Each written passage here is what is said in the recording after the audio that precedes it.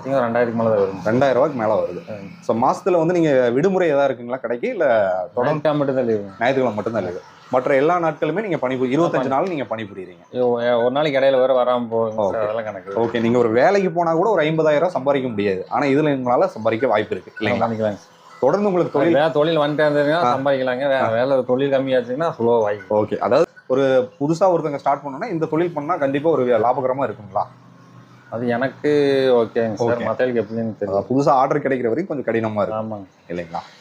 Sir, இனி ஒரு கேள்வி என்னன்னா, இப்போ நீங்க இந்த தொழில் பண்றதுக்கு முன்னாடி நீங்க அங்க வந்து சூப்பர்வைசரா இருந்தீங்கன்னு சொன்னீங்க. நீங்க என்ன படிச்சிருக்கீங்க? அங்க என்ன படிச்சது? 8th தான் படிச்சிருக்கேன். 8th தான் படிச்சிருக்கீங்க. ஆனா இந்த 8th முடிச்சுட்டு நீங்க அங்க ஒரு எத்தனை ஆண்டுகளா பணிபுரிஞ்சீங்க?